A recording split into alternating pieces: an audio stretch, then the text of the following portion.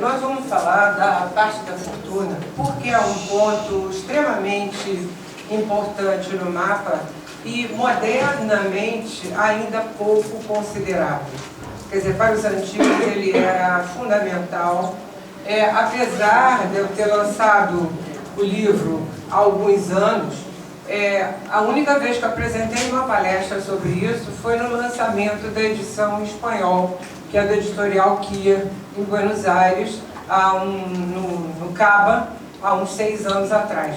Então, na verdade, no Brasil eu nunca apresentei palestras sobre a parte da fortuna, como eu vou fazer aqui agora, em especial para a Gaia.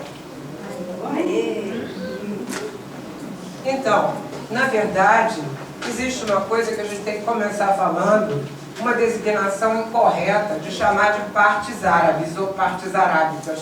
As partes não são árabes, elas são anteriores, elas são helenísticas, na verdade, e inclusive pontos que existiam, para vocês terem ideia, 145 partes até o século III. Isso aparece no livro Panaretos de Hermes Trismegisto, né? E onde inclui também as partes dos planetas. Quer dizer, cada planeta tinha a sua parte, sendo as partes principais, sem dúvida, dos luminares, né? Então, parte, na verdade, é uma expressão matemática da relação de distância entre dois significadores que tenham alguma semelhança com a questão da parte. Então, isso vai ter origem num arco entre esses dois significadores, aplicado a um terceiro fator que vai atuar como um juiz para a parte, quer dizer, intermediando aquela questão. Em geral, esse juiz ou esse terceiro fator é o ponto do ascendente, porque como ele marca a primeira respiração após o nascimento, ele deveria marcar também o começo de todas as coisas. Embora a gente saiba que tenham partes que são apenas entre astros, mas a grande maioria toma como ponto de referência, de juiz para a aplicação do arco, o ascendente, né?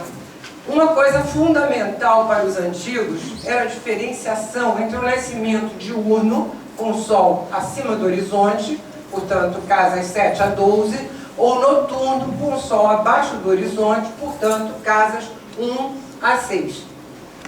Quando a pessoa nascia com o Sol acima do horizonte, o Sol era o luminar principal. Porém, se a pessoa nascesse com o Sol abaixo do horizonte, a Lua era o luminar principal. Uma coisa importante também, que foi um pouco esquecida na astrologia moderna, é o conceito de sexo, que vem exatamente dessa questão diurna ou noturna. Planetas eram divididos entre diurnos e noturnos, o Sol comandando o secto diurno e a Lua comandando o secto noturno. Então, o Sol vai comandar Júpiter e Saturno e a Lua, Vênus e Marte. Interessante lembrar que Saturno e Marte estão em sectos que compensam as suas qualidades. Então, o Marte, que é quente e seco, ele vai para o secto noturno, onde equilibra as suas qualidades. E o Saturno, que é frio e seco, vai para o secto diurno, exatamente para o calor do dia equilibrar as suas qualidades. Agora, Mercúrio, como em muitas coisas, depende. Pode ser diurno, pode ser noturno. Se estiver antes do Sol, ele é diurno. Se estiver depois do Sol, ele é noturno, né?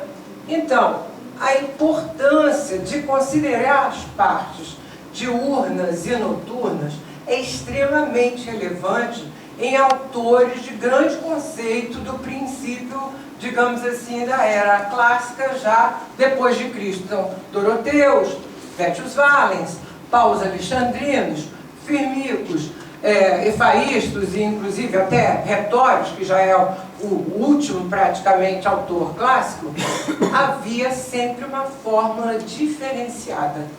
A fórmula diurna é diferente da fórmula noturna.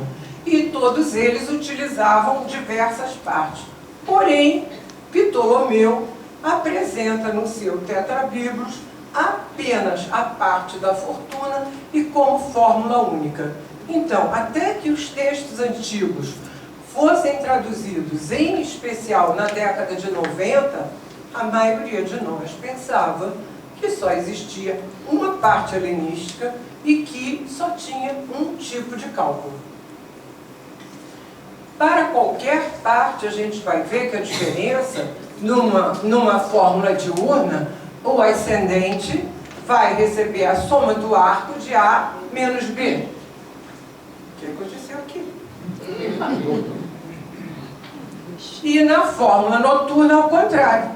O ascendente vai receber a fórmula de B menos A. Ou tem um artifício. Em vez de somar, a gente pode subtrair e aplicar o mesmo arco do ascendente para trás. A gente vai ver isso num desenho que facilita. Então, a fórmula diurna da parte da fortuna é ascendente mais lua menos sol. E a fórmula noturna da parte da fortuna é ascendente mais sol menos lua. Ou seja, o arco complementar. Se lua menos sol é 60, sol menos lua vai ser 300. Então, elas sempre vão somar os 360 graus. Então, aqui a gente pode ver uma representação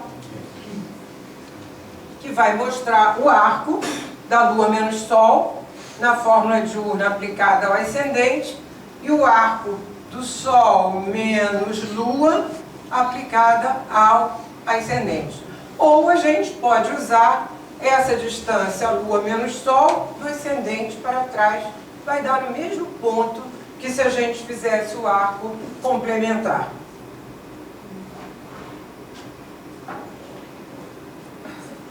Então, a parte da fortuna é a parte da lua e a parte do espírito é a parte do sol. Então, havia uma pequena prioridade da fortuna sobre o espírito, mas eram consideradas as duas partes mais importantes, tão importantes que elas participam das partes dos planetas, que a gente não vai ver aqui por falta de tempo. Então, na verdade, elas têm os mesmos significadores e as posições vão ser complementares em relação ao eixo do horizonte, ascendente e descendente. O que ocorre? Para cálculos únicos da parte da fortuna, o que a pessoa vai encontrar é a parte do espírito. Eu já solicitei e o Paulo de Tarso me prometeu que vai corrigir no Pegasus a falta de opção de fórmula diurna e noturna, que é para as pessoas não terem suas partes de fortuna incorretas. Então, na verdade, é isso que a gente está dizendo. A pessoa que pensa que está olhando para a sua parte da fortuna, está olhando para a sua parte do espírito. A parte do espírito também é relevante, mas ela tem outra função, diferente da fortuna, né? A parte da fortuna, ela é considerada pelos antigos como o principal significador da vida como um todo. Ou seja, um dos pontos mais relevantes para se saber a respeito de potenciais para sorte e felicidade na vida, tanto com relação ao corpo físico como à parte material. A gente vai dizer, ué, mas o ascendente não fala do corpo físico? Sim, ele fala do corpo físico, mas a parte é como se ela fosse um veículo assumido no nascimento. E o ascendente vai funcionar mesmo como uma entidade biológica. A parte da fortuna, ela vai indicar o que é recebido no nascimento. Não depende da postura pessoal ou do esforço pessoal. Por isso ela tem uma relação com o passado, quer dizer, veio com a pessoa, né?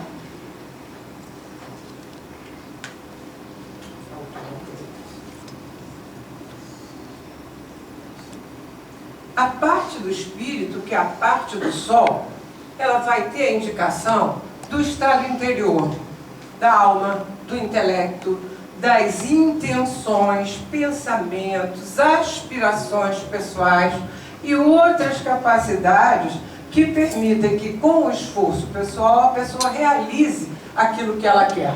Então, ela está orientada para o futuro.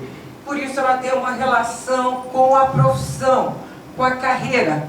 Um dos autores, que é o Guido Bonatti, do século XIII, que tem um tratado das partes, ele chama a parte da fortuna, do espírito como parte futurorum. Então, para essa parte, o esforço pessoal conta e muito. Então, a gente pode observar uma comparação entre as duas. A fortuna como recebida no nascimento, como passiva, ligada ao destino, enquanto a parte do espírito relacionada ao que é cogitado, ao que é aspirado, aquilo que a pessoa quer.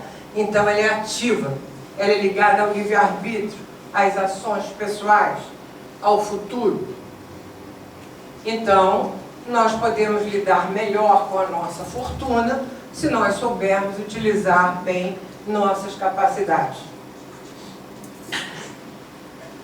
Vettius Valens, na sua obra antológica, terceiro capítulo, ele vai dizer que, para aquele que quiser elucidar com exatidão a questão da felicidade, retomarei o Kleros, que é o nome grego, Kleros, ou latino pars, né, da fortuna, que é o lugar mais soberano. Como o rei Nexépso explicou no começo desse terceiro livro. Nexépso, a história é a seguinte: existiam dois nomes nessa época na Grécia, Nexépso e Petosias. Ninguém ia escrever, se eu quisesse escrever meu livro, para que ele tivesse um bom conceito, eu não botava meu nome, eu botava Nexépso, eu botava Petosias, que aí todo mundo já sabia que aquilo deveria ser respeitado. Então, quando ele se refere ao rei Nexépso, esse Nexépso que seria um conceito de uma coisa respeitável. E Guido Bonatti vai dizer que essa parte tem preferência com relação a todas as outras, do mesmo modo que os luminares têm prioridade com relação a todos os outros astros. A parte da fortuna contém todas as outras partes. Modernamente, o que a gente vê mais é que a parte da fortuna seja olhada como uma casa de sorte, ou de motivação, ou de desenvolvimento. Embora a gente não encontre muitos autores que consideravam que fortuna estaria ligada a dinheiro. Na verdade, fortuna está muito ligada ao termo francês, que é o par hasard. Ou seja, pode ser sorte e pode ser falta de sorte. Os imperadores em Roma, todos tinham uma imagem dourada da deusa da fortuna, que tinha templos em Roma e tudo, para que eles tivessem a proteção para ter uma boa sorte, né? E a fortuna vem da origem de uma outra deusa, que é a Tiké, que ela era representada muitas vezes com um timão, ou seja, que conduzia o destino dos homens, ou era representada com uma cornucópia e de olhos vendados, para não ver a quem dá ou de quem tirar, né? Então, era considerada como extremamente relevante. Mas aí nós vamos falar rapidamente do que olhar na interpretação da parte da fortuna, que a gente vai entrar nas previsões. Os antigos, inclusive o Vettius Valens, não usavam graus. Os signos eram considerados signos inteiros. E isso é uma coisa até bastante interessante, que a gente viu um astrólogo muito conceituado, que é o Robert Hand. Depois de muitos anos, ele abandona a astrologia moderna e volta para uma astrologia medieval, trabalhando fundamentalmente com signos inteiros. Então, todas as casas têm 30 graus e todas as cúspides começam no grau zero. Essa era a técnica que os antigos utilizavam. Então, eles chamavam, o signo, na verdade, era um lugar. Quer dizer, o signo que estivesse ascendendo era o primeiro lugar, o que estivesse depois era o segundo lugar, e assim sucessivamente. Então, a gente faz uma diferença entre lugar e casa, realmente. Então, esses lugares fortes eram o primeiro, o quarto, o sétimo e o décimo, ou seja, o que corresponderiam basicamente ao horizonte ou meridiano. Muito favoráveis os locais de júbilo, de Júpiter, ou a casa, o lugar 11, e de Vênus, o lugar 5. Um bom lugar, o júbilo do Sol, o nono, né? Os lugares mais difíceis, os júbilos de Marte, sexto, e de Saturno, 12º. E lugares ruins, segundo e oitavo, nenhuma relação com o ascendente. Meu Deus, o que faz? Eu não sei, pode estiver para frente. Bom, importante também a relação do signo da parte com os astros. Presença, oposição, quadratura e triângulo. Então, se a pessoa tem uma parte no signo de Touro, na verdade, e tem um Júpiter no signo de Capricórnio, ele tem uma relação de triângulo com o Júpiter. Ou se tivesse um Saturno em Escorpião, ele tem uma relação de oposição com Saturno. Muito importante, quando há uma boa relação da parte com o Sol, a Lua, ou os benéficos Vênus e Júpiter. Mas as condições, se a parte não estiver no signo do seu regente, as condições do dispositor vão falar dessa parte. Então, se a parte está em Touro, é preciso olhar as condições de Vênus. Se a parte está em Áries, é preciso olhar as condições de Marte. Também as condições do Sol e da Lua, que são os significadores. Por exemplo, uma pessoa que tenha um trígono Sol-Lua, isso já é uma ajuda para a fortuna. Mas o que tem uma quadratura complica a fortuna. E uma coisa importantíssima, aprendida com Vétios Valles: a fortuna tem o poder do horoscópio, ou do ascendente, que o termo ascendente só vai entrar lá no século XV, latino, né? Isso é da vida. Então, muito importante considerar a fortuna. Valens sugere que seja feito um segundo mapa, considerando a fortuna como ascendente, ou seja, como primeiro lugar.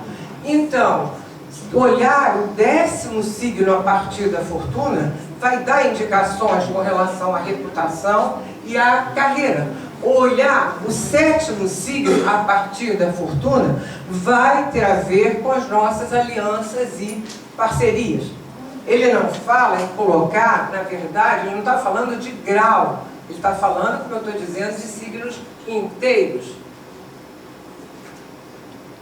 Então, isso me levou, que o Valens diz também o seguinte: quando a pessoa tem um planeta no mesmo signo da fortuna, ele tende a aparecer como se ele estivesse no ascendente.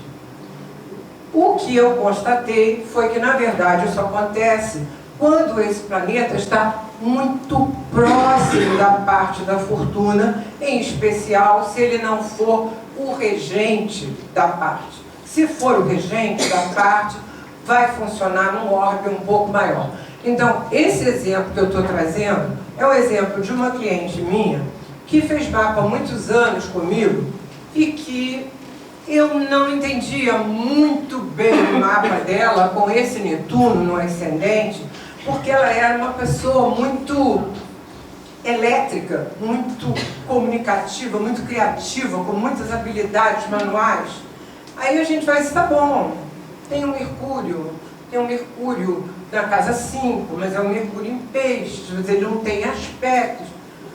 Quando ela volta, uns 10 anos depois, e que eu aí venho com a parte da fortuna correta, aí eu descubro que ela tem Mercúrio em conjunção com a parte da fortuna. Então, esse Mercúrio aparece muito mais na colocação pessoal dela do que o Netuno. Ela usa o Mercúrio em todos os sentidos, em termos intelectuais. Ela é uma pessoa, uma artista plástica de estilogravura, e ela está fazendo agora, aos 50 e tantos anos de idade, um doutorado. Quer dizer, então, na verdade, isso foi uma chave, a descoberta de como o Mercúrio aparece com força no mapa dela. E aqui a gente tem um outro exemplo de uma outra cliente também, que tem um Júpiter bem perto do ascendente, o Júpiter em Leão, a Lua no meio do céu, em Peixes, em trígono com esse Júpiter, a Lua, regente do ascendente, e esta pessoa é uma pessoa extremamente depressiva, retraída. Não que o Júpiter não tenha funcionado, ela nasceu na França, mas ela já viveu na Inglaterra, já viveu na Suíça e já viveu no Brasil, do tempo exatamente que ela estudou comigo e que eu fiz o mapa. Mas ela, jamais você vai ver essa pessoa como uma pessoa gregária, como uma pessoa expansiva. O que aparece é Saturno, que está em conjunção com a parte da fortuna.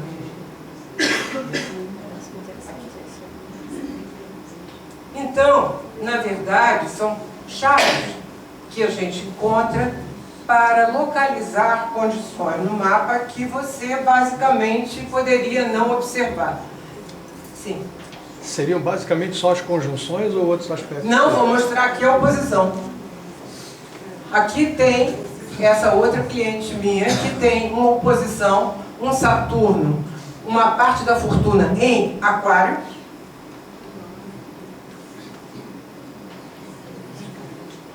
Aqui na casa 6, fazendo uma oposição exata com Saturno em Leão. Saturno, dispositor da parte, né? Então, torna-se mais importante porque ele é o dispositor.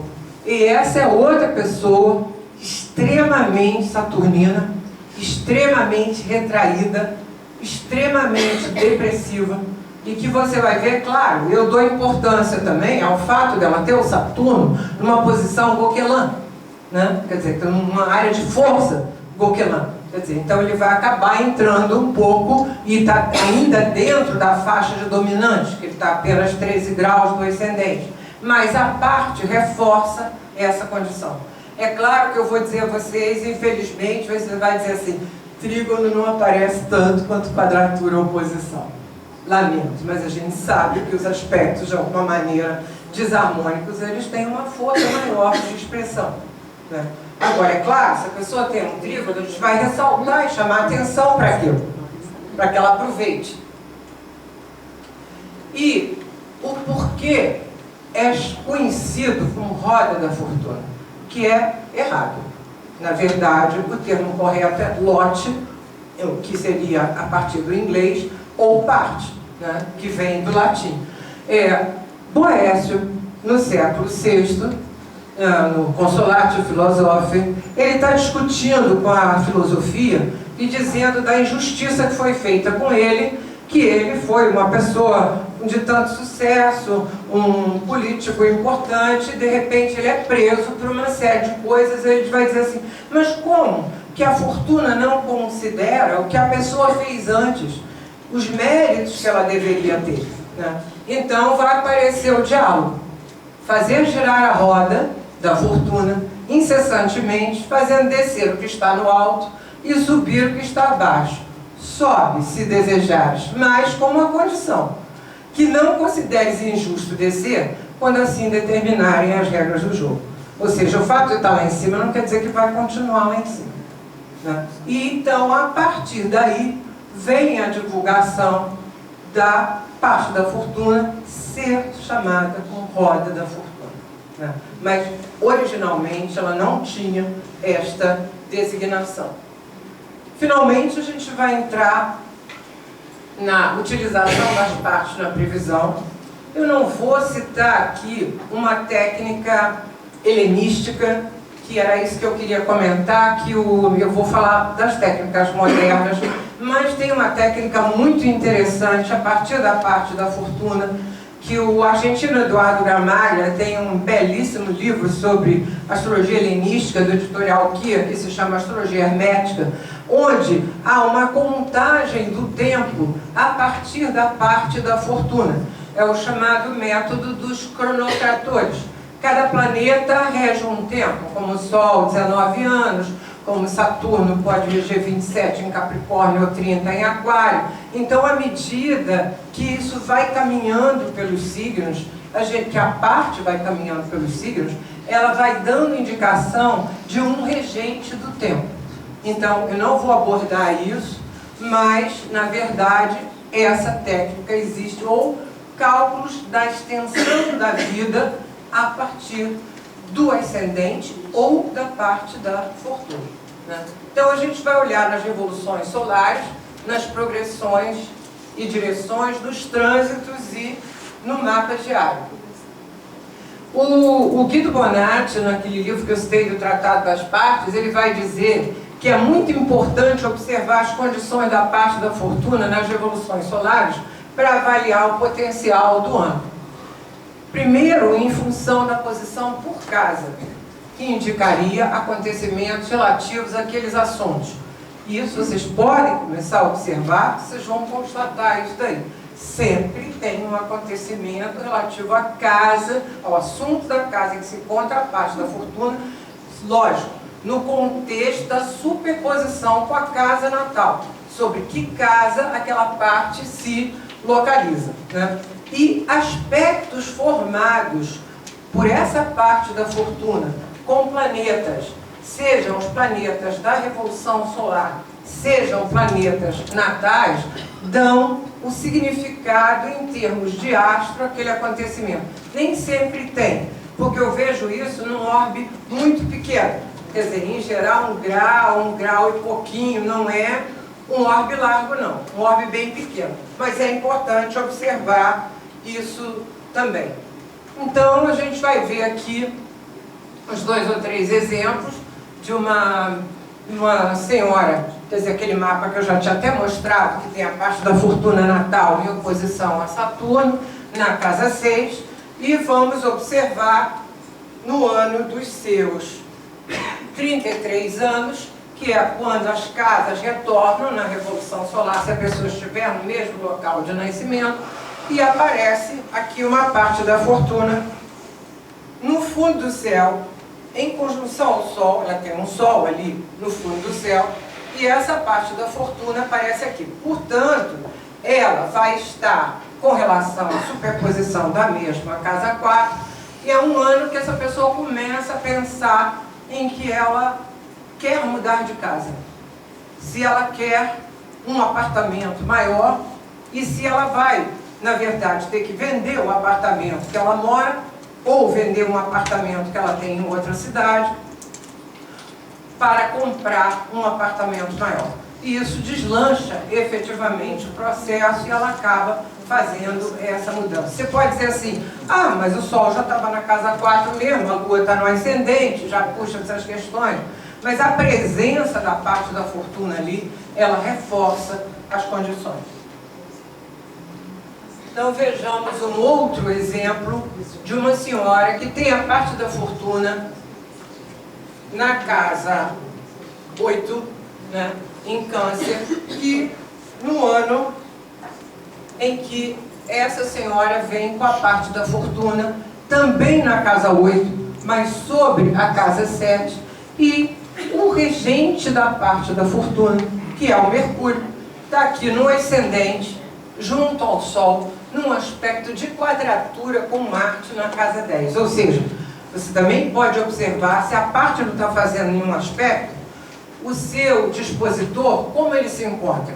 Então, ele aparece numa situação no ascendente, que poderia mexer, afetar com alguma questão física. Esse ano foi um ano, efetivamente, de crise em situações físicas, e um ano que obrigou a algumas mudanças, mas que afetaram outras pessoas. E, finalmente, mais um exemplo de uma senhora que tem uma parte da fortuna em Câncer, ali na casa 7, um Netuno também no ascendente, e nós vamos ver um ano de revolução solar, em que a parte da fortuna aparece na casa 4, próxima ali da cúspide da casa 5, também o regente dessa parte da fortuna é Mercúrio na casa 10, em conjunção com o Netuno. Esse foi o ano, depois a gente vai ver um exemplo também de trânsito para essa senhora, em que esta senhora que tinha 2 filhos e que já tinha encerrado a prole e que aparece grávida, sem nenhum desejo, sem nenhuma previsão. Depois nós vamos ver a contribuição também do trânsito para isso. Então, a parte da fortuna nos trânsitos. O trânsito de um planeta lento, a parte da fortuna natal, traz o significado daquele planeta para a vida. Os assuntos da casa natal, onde a parte da fortuna se encontrar, serão mobilizados no contexto do significado do planeta. Quando é uma conjunção, é o próprio assunto da casa. Quando um outro aspecto, como a gente vai ver no caso do Urano fazendo quadratura, os assuntos da casa na qual o planeta estiver transitando vão aparecer dentro da situação. Então, a gente vai ter aquela mesma senhora que a gente viu a parte da fortuna da Revolução Solar na casa 8, ela já tem uma parte na 8, apareceu também na casa 8, e o trânsito que ela recebeu, que provocou efetivamente a grande crise, Plutão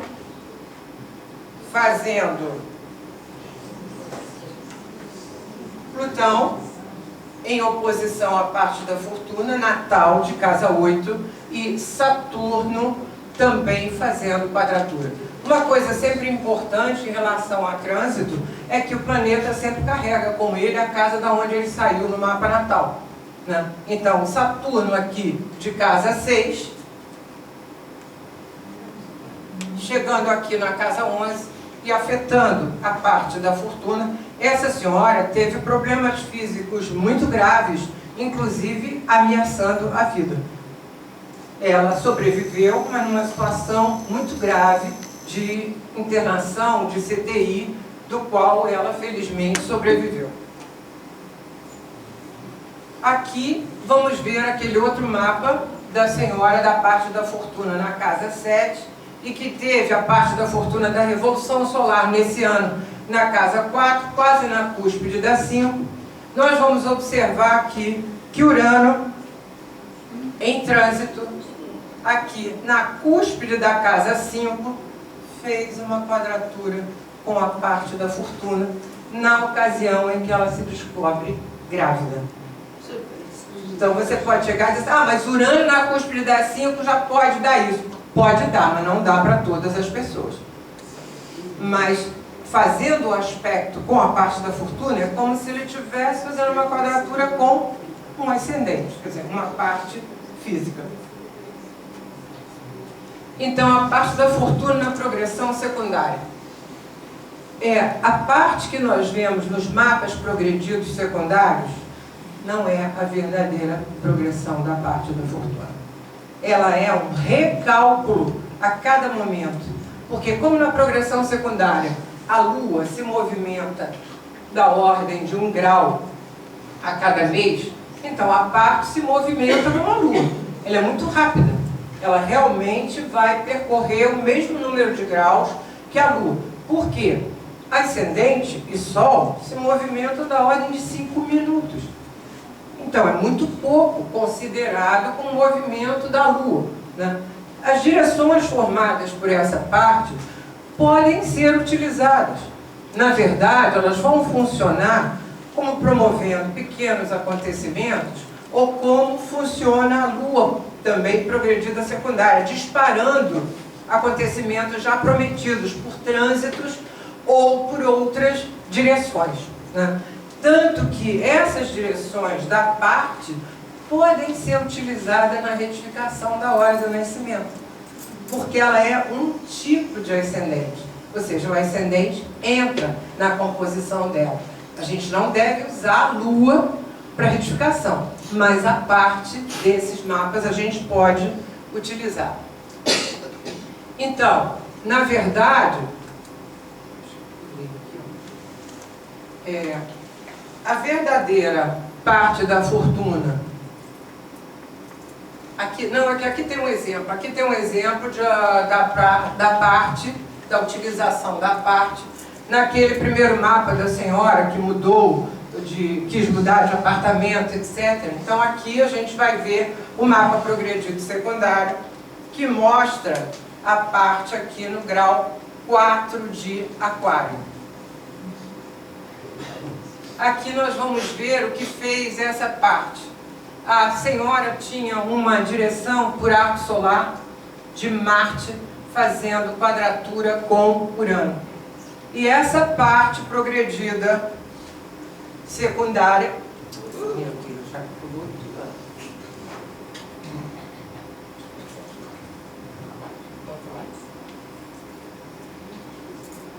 Não, falou tudo. Urano é triste. Tem que ter paciência.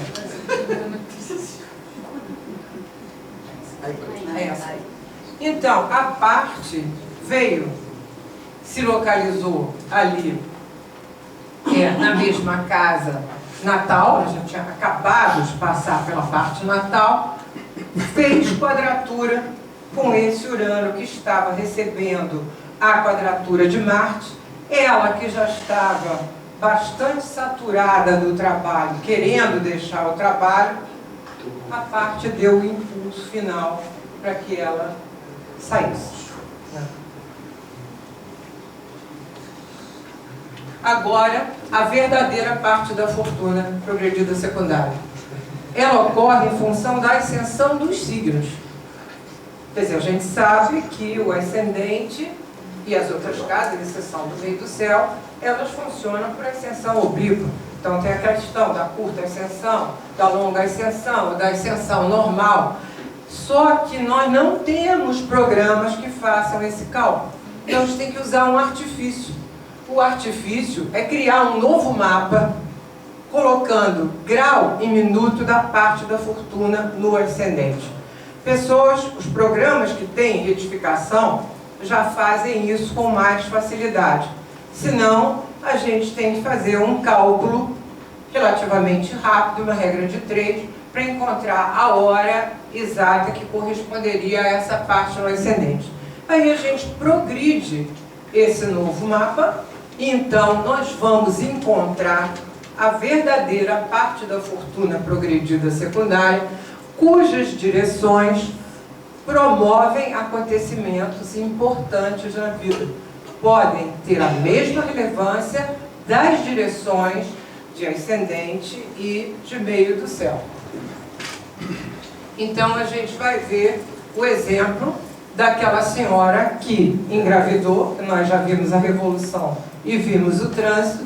Vamos ver ali o que acontece. Ela tem uma parte da fortuna no grau 9 de Câncer, então a gente faz um mapa com o ascendente no grau 9 de Câncer, que seria o mapa da fortuna como ascendente. E aí, quando a gente faz a progressão verdadeira dessa parte, ela está no grau 11 de Leão, ou 15 de Leão, perdão, fazendo, na época da situação que ela descobre a gravidez, uma quadratura com Urano de casa 12 e um trígono com Vênus de casa 5. Então, a parte da fortuna progredida apontou, a gente ainda diria mais corretamente, quer dizer, houve uma situação repentina que foi vista, na verdade, como uma dificuldade ou como um problema, mas que depois gerou uma situação afetiva agradável. E a parte da fortuna no arco solar. Então, direções formadas por essa parte ativam os significados do astro de modo harmônico ou desarmônico, dependendo do aspecto formado, e devem ser observadas também as direções dos astros progredidos por arco solar com a parte da fortuna natal, que vai funcionar quase que como uma direção ao ascendente. Primárias, basta dizer que nas primárias a parte da fortuna era considerada como um dos 5 significadores mais importantes. Ascendente, meio do céu, Sol e Lua. Porém, há dificuldade da gente encontrar programas que façam as direções da parte da fortuna primária.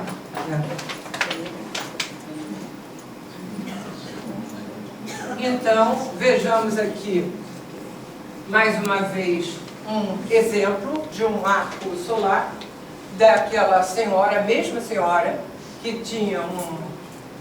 teve a revolução solar da mudança de casa, que depois na parte progredida secundária deixou o trabalho, nessa ocasião em que a parte da fortuna, na casa 7, por arco solar, faz um trígono com o seu Urano de casa 3, Urano regente da casa 7, é a ocasião em que o marido passa em um concurso e tem uma oportunidade profissional melhor, que leva inclusive à perspectiva, embora não tenha acontecido naquele momento, mas que depois aconteceu, de uma mudança de cidade. E, finalmente, o mapa diário. A fortuna no mapa diário é muito interessante.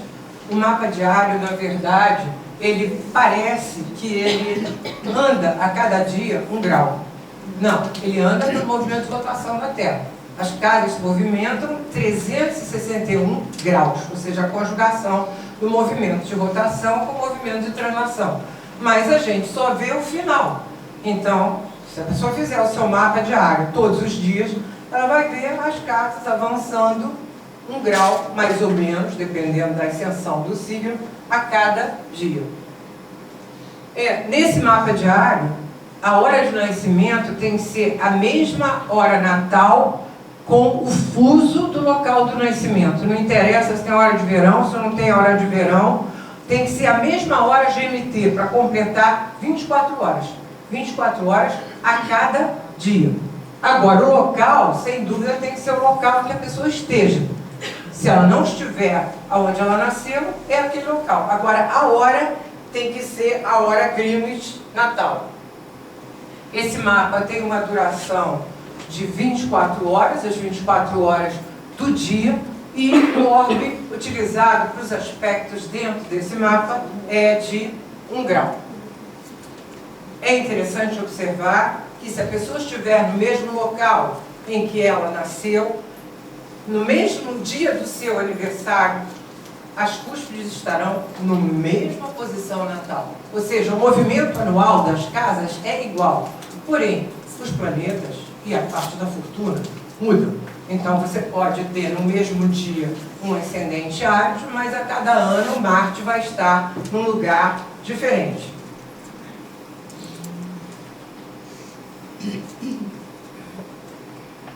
O mapa diário, ele indica acontecimentos diários. Seria, a princípio, o principal papel dele. Porém, ele também dispara trânsitos e direções. Então, ele funciona como um disparador mais difícil de observar do que as lunações ou do que a lua progredida secundária, mas, em geral, ele dá informações muito positivas com relação a isso. As principais condições a observar são os aspectos, as cúspides, e, na verdade, principalmente ascendente, descendente, meio do céu, fundo do céu, mas se você quer ver uma coisa de viagem, de movimento, você pode observar também as cúspides da 3 e da 9. Os aspectos principais são dos luminares, dos planetas rápidos e da parte da fortuna, né? A casa da parte da fortuna no mapa diário, ela também costuma indicar o acontecimento daquele dia, né? Sem dúvida, o mapa diário também deve ser superposto ao mapa natal e ao mapa progredido. Começa pelo mapa natal, que é mais fácil, mas também ao mapa progredido. Então, a gente vai observar 2 exemplos apenas. Nesse mapa aqui deste senhor, nós vamos ver um dia em que tinha um aspecto de Lua quadrada com Saturno, Mercúrio oposto a Saturno, Lua oposta a Netuno, e uma parte da fortuna na casa 3 em Capricórnio. Agora nós vamos ver na superposição com o mapa natal. Essa parte da fortuna que estava na casa 3, ela estava sobreposta à casa 12 natal, fazendo uma quadratura com o Saturno natal de casa 3. E a Lua, que estava lá quadrada com Saturno e oposta a Netuno, estava em oposição ao Sol natal de casa 1. E o Saturno em trânsito estava em quadratura com o Sol. Então, a Lua disparou o trânsito de Saturno e a parte da fortuna indicou o acontecimento do dia. Essa pessoa estava jogando tênis quando ela teve uma distensão de coluna que ela levou um mês de cama. Então, na verdade, o mapa diário ele apontou a situação do dia, mas o fato da gravidade, da duração da situação estava indicado pelo trânsito, não é o mapa diário que vai fazer isso sozinho, né? Aqui nós vamos ver um último exemplo de um mapa diário de uma parte da fortuna na casa 12, fazendo quadratura com os nodos no eixo 3, 9, e vamos ver que este senhor nós temos aqui um mapa natal no interior, um mapa progredido no meio e o mapa diário por fora. Então a gente vê que a parte da fortuna, ela se localizou na casa 8, né? O Marte progredido estava fazendo oposição ao Plutão natal. E o Saturno, por arco solar, estava fazendo quadratura com o Marte natal de ascendente em Peixes, que é um Marte quadrado com Netuno. Então, o Sol do mapa diário fez oposição com Marte. Então, ele ativou a quadratura de Saturno com o Marte. E a Vênus do mapa diário fez oposição com Marte e ativou a oposição, o Marte progredido ativou a oposição de Marte com Plutão. Observem que o ascendente progredido estava entrando em Áries, portanto, esse Marte natal estava sendo mobilizado, e o ascendente do mapa diário também em Escorpião, portanto, Marte era regente dos dois. Nesse dia, este senhor descobre, quer dizer, começa a passar mal, e descobre que ele está numa crise de apendicite supurado e que ele teve que passar por uma cirurgia, que correu tudo bem, felizmente, mas foi um dia extremamente marcante para ele. Então, era isso que eu queria apresentar para vocês.